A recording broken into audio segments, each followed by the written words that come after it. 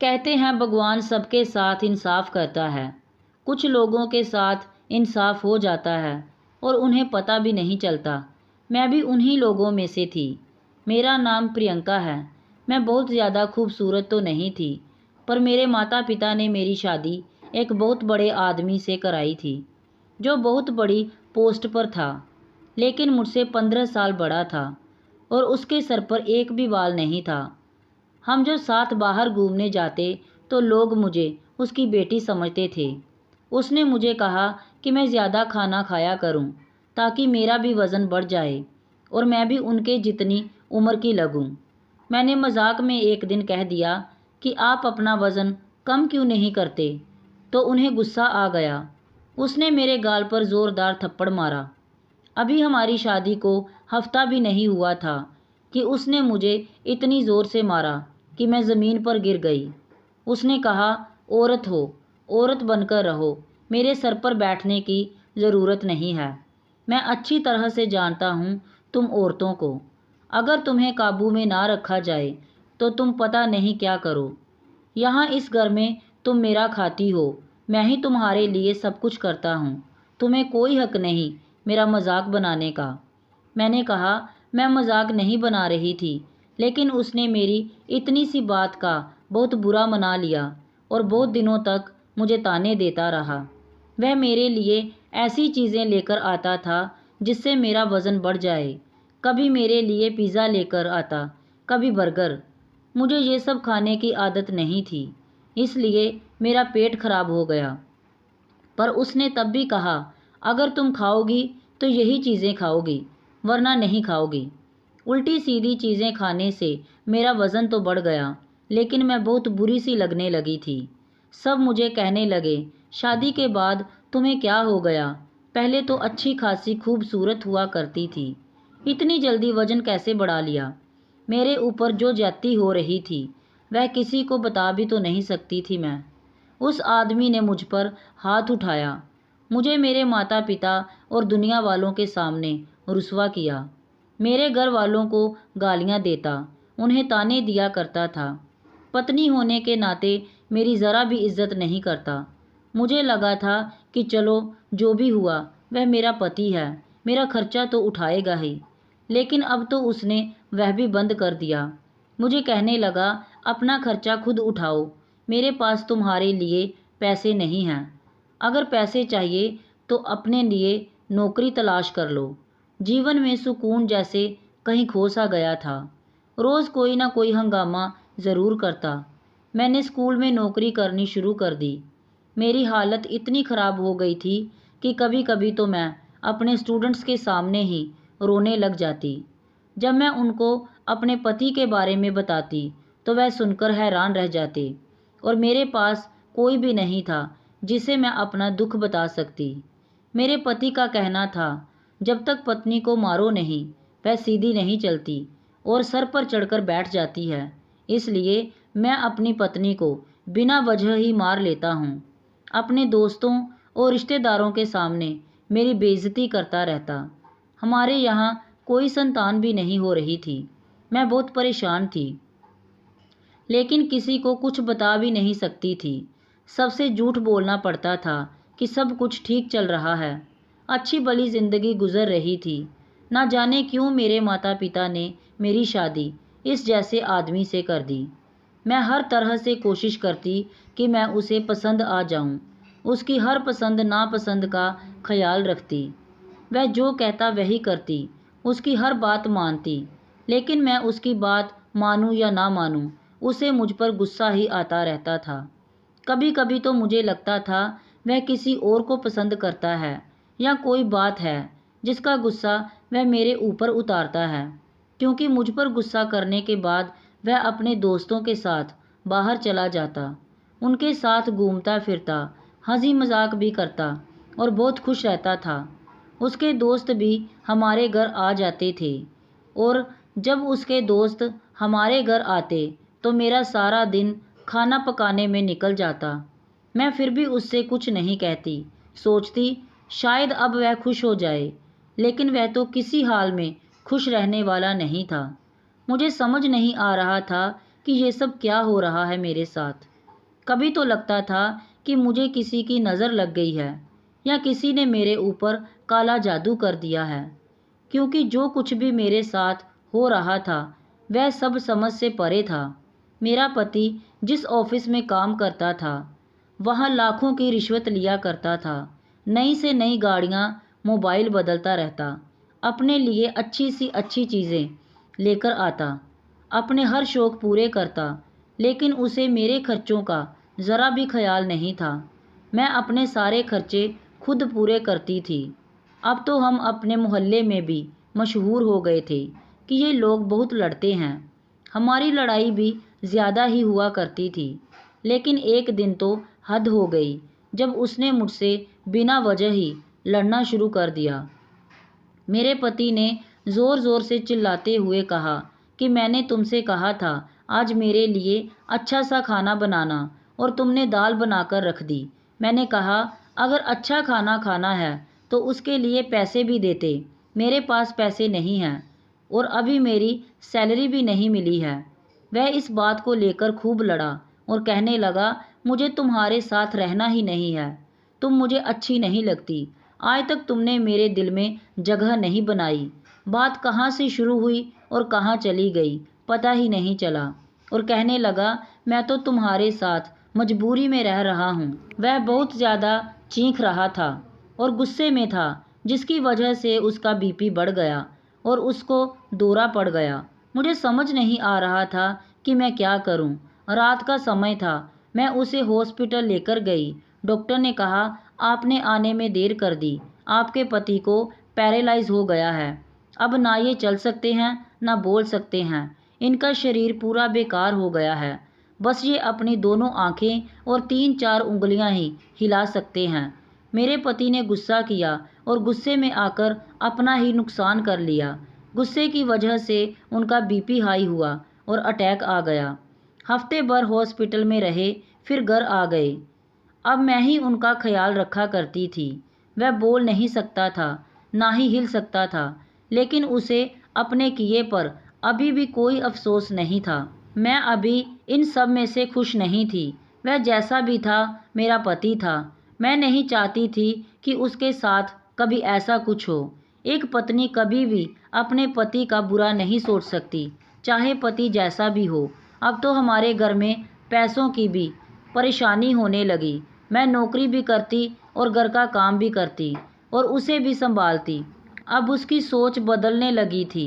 वह सोचने लगा था कि मेरी पत्नी, जिसके साथ मैंने इतना बुरा किया, उसे मारा पीटा, उस पर गुस्सा किया, अभी भी वह मेरा इतना ख्याल रख रही है, मेरी खिदमत कर रही है। एक दिन मेरे पति ने मुझे अजीब सा इशारा किया। मैं समझी नहीं कि वह क्या कह रहा है। उसने अपनी उंगली से इशारा किया था। मुझे लगा कि वह कह रहा है मुझे बाथरूम जाना है या मुझे भूख लगी है, लेकिन आज उसने जो इशारा किया वह अलग था। वो स्टोर रूम की तरफ इशारा कर रहा था, लेकिन इसका मतलब ये नहीं था कि उसे स्टोर रूम जाना है। मैंने उससे पूछा क्या हुआ, आप स्टोर की तरफ इशारा क्यों कर रहे हैं, क्या आपको स्टोर रूम जाना है? तो उसने मना कर दिया। मैंने घर में एक नौकरानी रखी थी, क्योंकि मैं आधे दिन घर में नहीं रहती थी और अपनी नौकरी भी नहीं छोड़ सकती थी। मगर मैं नौकरी नहीं करती तो घर का खर्चा कैसे चलता, इसलिए मैंने एक नौकरानी रख ली। ऑफिस वालों ने मेरे पति का हिसाब भी क्लियर कर दिया था। अब वह नौकरी पर नहीं जा सकता था, इसलिए उसकी तनख्वाह भी आनी बंद हो गई थी। उसकी अभी तक की तनख्वाह और फंड हैं, उनको मिलने में थोड़ा टाइम लगेगा। जब मैं उनको फ़ोन करती तो वह कोई बहाना बना देते और पैसे भी हमें नहीं मिल रहे थे। और मेरे पति का काम ऐसा था, उसे बहुत लोग जानते थे और उससे डरते थे। उसके दस्तखत के बगैर फाइल पूरी नहीं होती थी, इसलिए उसे लाखों रुपए की रिश्वत भी देते थे। उसके कुछ रिश्तेदार थे जो पहले तो पैसों के चक्कर में उसके आसपास रहते थे, लेकिन जैसे ही उसका बुरा समय आया सबने साथ छोड़ दिया। अब उसे एहसास हुआ कि मेरे बुरे समय में मेरी पत्नी ने मेरे साथ दिया है। वह रोज़ रात को स्टोर की तरफ इशारा करता और रोता रहता। उसे देखकर मुझे भी रोना आ जाता था। क्योंकि मुझसे उसकी ऐसी हालत देखी नहीं जाती थी। हमारी शादी को 5 साल हो गए थे और इन 5 सालों में उसने मुझे चैन की सांस भी नहीं लेने दी थी। हर रोज़ मेरा खून जलाता था। बहुत तकलीफ़ दी है उसने मुझे, लेकिन मैंने उसे माफ़ कर दिया था। शायद उसको उसके किए की सज़ा मिल गई थी। मैं उसे और सज़ा नहीं देना चाहती थी। वह रोता रहता था और बार बार इशारा करता। मैं उसके इशारे पर जाकर देखती, लेकिन मुझे वहाँ कुछ नहीं मिलता। ना उसकी कोई चीज़ वहाँ थी और ना ही कोई ऐसी चीज़ थी जो उसे चाहिए हो। अब बार बार इंसान एक चीज़ की तरफ इशारा कर रहा है। इसका यही मतलब है कि कोई बात तो ज़रूर है, लेकिन मैं समझ नहीं पा रही थी। एक दिन उसकी कज़न हमारे घर आ गई और हैरत की बात है, वह उससे तो नहीं मिली, लेकिन मुझसे अजीब अजीब बातें कर रही थी। कहने लगी, तुम्हारे पति की तनख्वाह और फंड के पैसे कब मिलेंगे? मैंने कहा, पता नहीं, मैं तो रोज़ फ़ोन करती हूँ, वह लोग कुछ ना कुछ बहाना बना देते हैं। कहने लगी, बहुत सारे पैसे होंगे ना, तुम इतने पैसों का क्या करोगी? मैंने कहा, अपने पति का इलाज कराऊंगी, हो सकता है दूसरे शहर में इनका इलाज हो जाए। तो मुझसे पूछने लगी, कहीं तुम्हारे पति ने दूसरी शादी तो नहीं कर रखी थी? मैंने कहा, मुझे नहीं पता, लेकिन वह मुझे अपने पैसे नहीं देते थे। वह बोली, तब तो ज़रूर इसने दूसरी शादी कर ली होगी। मैंने कहा, अगर ऐसा होता तो वह औरत भी अभी तक आ गई होती, लेकिन मेरे पति ने मुझे ऐसा कुछ नहीं बताया और ना ही उसने मुझसे छुपाकर दूसरी शादी की है। उसने कहा, तुम झूठ बोल रही हो, इसकी सारी दौलत तुम्हारे पास ही है। ये कई लोगों से लाखों रुपए रिश्वत लेता था, तुम्हारे ऊपर ही उड़ाता होगा, तुम्हारे नखरे देखता होगा। मैंने कहा, मैं तो खुद नौकरी करती हूँ, सर्दी हो या गर्मी या मेरी तबीयत खराब हो, मैं ज़रूर अपनी नौकरी पर जाती थी। महीने के 30 दिन अपना सर खपाने के बाद मुझे 30,000 मिलते हैं और वह भी घर के खर्चे में ख़त्म हो जाते।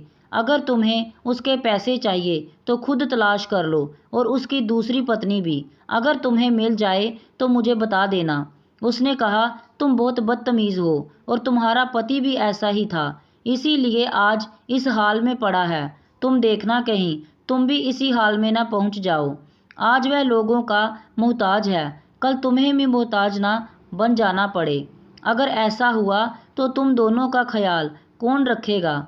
तुम तो तड़प तड़प कर भगवान को प्यारे हो जाओगे। मैं उसकी बातें सुनकर हैरान हो गई और सोचने लगी, कैसी दुनिया है, ये लोग किसी भी हाल में आपको नहीं छोड़ते। मैंने उससे भी बदतमीज़ी के साथ कहा कि तुम यहाँ से जा सकती हो। फिर वह चली गई। मैंने सब बात अपने पति को बताई। वह सुन भी रहा था, समझ भी रहा था और रो रहा था। वह मुझसे शायद बातें करना चाहता था, लेकिन अब वह बोल नहीं सकता था। अगले दिन मैंने डॉक्टर से चेकअप करवाया तो डॉक्टर ने भी यही कहा कि इनके ठीक होने की उम्मीद बहुत कम है। अभी तो ये ऐसे ही रहेंगे, आगे भगवान की मर्ज़ी। लेकिन अगर आप चाहें तो किसी और डॉक्टर को दिखा सकती हैं या किसी और शहर में ले जा सकती हैं। डॉक्टर हर महीने आकर चेकअप करते थे, लेकिन कोई अच्छी खबर नहीं मिल रही थी। बस मेरा पति बार बार स्टोर रूम की तरफ इशारा करता रहता और मैं समझ नहीं पाती कि वह क्या कहने की कोशिश कर रहा है। वह यूं ही रोता रहता। डॉक्टर कहते, अगर ये रोते रहेंगे तो इनकी आंखें खराब हो जाएंगी और दवाई भी असर नहीं करेगी। मैं उन्हें समझाती और कहती थी, आप रोया ना करें, सब्र करें। एक दिन जब मैं उनके पास गई तो मैंने देखा कि वह जाग नहीं रही थी। तभी मुझे एहसास हुआ कि वह इस दुनिया में नहीं रहे। मेरे पैरों तले ज़मीन निकल गई। मैंने डॉक्टर को बुलाया। उन्होंने कहा, इनका देहांत हो चुका है और इनके लिए यही अच्छा हुआ, क्योंकि ये जीने की उम्मीद छोड़ चुके थे और बहुत तकलीफ़ में थे। अच्छा हुआ इन्हें भगवान ने अपने पास बुला लिया। मुझे ये सुनकर बहुत सदमा लगा और मैं रोने लगी। वह जैसे भी थे, आखिर मेरे पति थे। उन्होंने मेरे साथ कुछ भी किया हो, लेकिन उन्हें भी जीने का हक था। मैंने पूरी इज्जत के साथ उनका क्रियाकर्म किया। मैं कुछ समय नौकरी पर नहीं गई, मैं घर में ही रहती। और मेरे साथ घर में एक नौकरानी रहती थी। वही घर का सारा काम करती थी, खाना बनाना, सफाई करना, कपड़े धोना। मेरे पति के देहांत के बाद मेरा किसी काम में दिल नहीं लगता था। एक दिन किसी ने दरवाज़ा बजाया और मुझे नौकरानी ने आकर बताया कि मुझसे कोई औरत मिलना चाहती है, उसके साथ बच्चे भी हैं। मैंने कहा, क्या नाम है उसका? उसने मुझे नाम बताया। मैंने कहा, मैं तो इस नाम की किसी औरत को नहीं जानती, तुम उसे बाहर बिठाओ, मैं आ रही हूँ। और जब मैं बाहर आई तो मैं सच में उस औरत को नहीं जानती थी और ना ही उसके बच्चों को। मैंने कहा, कौन है आप? उसने कहा, मैं तुम्हारे पति की दूसरी पत्नी हूँ। अब वह मर गया है, मैं अपना और अपने बच्चों का हिस्सा लेने आई हूँ। तुम्हारे पति ने 3 साल पहले मुझसे छुपकर शादी कर ली थी और 3 साल में मेरे 2 बच्चे भी हैं। अब मैं अपना हक लेने तुम्हारे पास आई हूँ। जब मैंने ये बात सुनी तो मुझे उस औरत का ख्याल आ गया जो उस दिन हमारे घर पर आई थी। इसका मतलब वह गलत नहीं कह रही थी और इनके बाकी रिश्तेदार भी सही सोचते थे। मैंने कहा, तुम्हें शर्म नहीं आई एक शादीशुदा आदमी से शादी करते हुए? उसने कहा, इसमें मेरा क्या कसूर है? वह तुम्हें पसंद नहीं करता था, तुम उसे अच्छी नहीं लगती थी और मैं खूबसूरत हसीन हूँ। वह मेरे पीछे पड़ गया और मुझसे शादी कर ली। मैंने कहा, खूबसूरत तो मैं भी थी, लेकिन उसने मुझे जानबूझकर बदसूरत कर दिया। उसने कहा, वह ऐसा क्यों करेगा? शायद तुम्हारी किस्मत ही खराब थी। खैर छोड़ो इन बातों को। वह अब इस दुनिया में नहीं रहा, मेरा हिस्सा मुझे दो। मैंने कहा, वह मेरे पास कुछ नहीं छोड़कर गया है। मैं अपना खर्चा भी अपनी नौकरी के से ही चला रही हूँ। जो उसके फंड और तनख्वाह है वह अभी तक नहीं मिले। जब मिल जाएंगे तो मैं तुम्हें उसमें से आधे पैसे दे दूंगी। और रहा ये घर, ये तो घर भी किराए का है और इसे मैं चलाती हूँ, तुम्हारा पति नहीं चलाता था। वह मुझे पैसे भी नहीं देता था, तुम पर ही उड़ाता होगा अपनी सारी दौलत। तभी तो इस घर में 1 रुपया भी नहीं देता था। तुमने उसके जीते जी बहुत ऐश कर ली, अब तुम्हें क्या चाहिए? वह औरत मुझसे लड़ने लगी और मेरे पूरे घर की तलाशी लेने लगी। मैंने कहा कि यहाँ कुछ नहीं, चली जाओ यहाँ से। मेरा बीपी बढ़ने लगा। मुझे उसकी हरकत से बहुत गुस्सा आ रहा था। वह औरत बहुत ज़िद्दी और बदतमीज़ थी। जब उसे कुछ नहीं मिला तो वह चली गई और कहकर गई कि मैं तुम पर नज़र रखूँगी। जब उसके पैसे आ जाएंगे तो मैं खुद लेने आ जाऊँगी। मुझे सब कुछ पता चल जाएगा। मेरी नौकरानी ने बताया कि वह उस औरत को जानती है। वह बहुत बिगड़ी हुई औरत है। अमीर आदमी को पहले फंसा लेती है, फिर उससे शादी करती है और फिर बाद में उनके सारे पैसे ले लेती है या तलाक के नाम पर बच्चों का खर्चा मांगती है। अब पता नहीं उसने ऐसा क्यों किया, लेकिन ये अच्छी औरत नहीं है, इसको तो सारा मोहल्ला जानता है। मैंने कहा, मेरी ज़िंदगी में कुछ अच्छा नहीं हो सकता। पति ने भी मुझे तंग किया और जाने के बाद भी मेरे गले में मुसीबत डाल गया। मैं क्या करूं? अभी मेरे पति को मरे हुए ज़्यादा समय नहीं हुआ था। मुझे बार बार अपने पति का ख्याल आता कि वह स्टोर रूम की तरफ इशारा क्यों करता था। अपने आखिरी समय में भी वह यही इशारा कर रहा था। मुझ में उसकी याद बस गई थी। औरत भी बहुत अजीब होती है, जब किसी से मोहब्बत करती है तो उसकी बेवफाई भी माफ़ कर देती है, लेकिन मर्द के अंदर इतनी ताकत नहीं होती। मुझे तो आज तक ये समझ नहीं आया कि मेरे पति ने मेरे साथ ऐसा क्यों किया, जबकि मैंने तो हमेशा उससे मोहब्बत की। मैं अपने घर से भी यही सोचकर आई थी कि हमेशा अपने पति का साथ दूंगी। मैं देखने में भी अच्छी थी, लेकिन शायद उसके दिल में जगह नहीं बना सकी। अगर कोई औरत एक बार मर्द को खूबसूरत लग जाए, अगर वह खूबसूरत ना भी हो, वह उसे अपने दिल की मलिका बनाकर रखता है। और कभी कभी बहुत खूबसूरत औरत भी मर्द के दिल को नहीं बाती, उनकी हालत मेरे जैसी हो जाती है। क्योंकि आजकल तो हालत ऐसी थी कि मैं दिन भर रोती रहती थी, खाना भी नहीं खाती थी, हर समय दिमाग टेंशन में रहता था। लेकिन मेरे पास अब क्या रह गया था? मेरी उम्र भी अभी कोई ज़्यादा नहीं हुई थी। मुझे किसी से शादी भी नहीं करनी थी। मेरा ऐसा कोई इरादा नहीं था। मैं सिर्फ अपनी ज़िंदगी चैन सुकून से और अपने तरीके से जीना चाहती थी और मेरे दिल में अब कोई चाहत बाकी ना रही थी। मेरी ज़िंदगी का कोई मकसद नहीं था। मेरे पति के पैसे भी नहीं आ रहे थे और उनकी दूसरी पत्नी फ़ोन कर कर के मुझे परेशान करती रहती, पैसों का पूछकर मुझे तंग करती रहती। मेरे पास सब पैसे ख़त्म हो गए थे। मैंने नौकरानी से भी कहा वह काम छोड़कर चली जाए। मैं अब उसको पैसे नहीं दे सकती।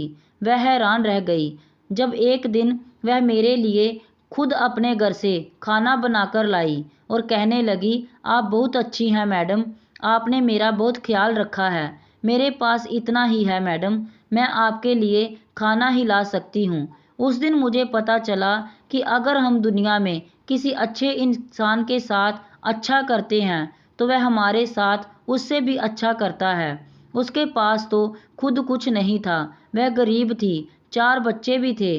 मैं उसके ऊपर बोझ नहीं बनना चाहती थी। मैंने उससे कहा, अगर मेरे हालात अच्छे हो गए तो मैं तुम्हें ही काम पर बुला लूँगी और तनख्वाह भी दे दूँगी। उधर उनके ऑफिस वाले पैसे देने को तैयार नहीं थे। शायद वह पैसे खाना चाहते थे। उनकी पत्नी ने मुझे तंग कर रखा था। मेरी एक दोस्त थी जिससे मैंने उधार ले रखा था और किसी तरह खाना पीना चल रहा था। वह भी ख़त्म होने वाले थे। मैं बहुत ज़्यादा परेशान थी। नौकरानी को भी मैंने हटा दिया था। घर बहुत ज़्यादा गंदा हो रहा था। वैसे भी करने को कुछ नहीं था। मैंने सोचा आज सफाई कर लेती हूँ। मैं स्टोर रूम में चली गई। वहाँ जाते ही मुझे अपने पति की याद आने लगी। मैं सोचने लगी कि वह बार बार इधर इशारा क्यों करते थे कि अचानक मेरा पैर फिसल गया और मेरा हाथ दीवार पर लग गया, जिससे मेरे कलाई में चोट लग गई और वहाँ एक टाइल टूट गया। जब मैंने उस तरफ देखा तो मेरे पैरों तले ज़मीन निकल गई। मुझे यकीन नहीं हुआ मेरी आंखें क्या देख रही हैं। इस दीवार के पीछे एक कमरा बना हुआ था और जब मैं उस कमरे के अंदर गई तो मेरे पैरों तले ज़मीन निकल गई। उसके अंदर ढेर सारी दौलत, सोना चांदी और न जाने क्या कुछ था। मैं समझ गई कि वह इस तरफ इशारा क्यों किया करता था, लेकिन बता नहीं पाता था। जैसे कि मेरे पति के बारे में मशहूर था कि वह बहुत ज़्यादा रिश्वत लिया करता था। शायद ये सब उन्हीं रिश्वत के पैसों का बना हुआ था। मैंने सब सामान वहाँ से निकाल दिया और उस जगह को बंद कर दिया और पहले ही की तरह कर दिया ताकि कोई पहचान ना सके। अगले दिन मैंने नौकरानी को बुलाया और कहा कि घर का सारा सामान पैक कर दो, मैं यहाँ से जा रही हूँ। वैसे भी ये घर किराए का है। मैं सोच रही थी दौलत में से कुछ हिस्सा अपने पति की दूसरी पत्नी को दे दूंगी, लेकिन नौकरानी ने बताया कि वह दोनों बच्चे उसके नहीं थे।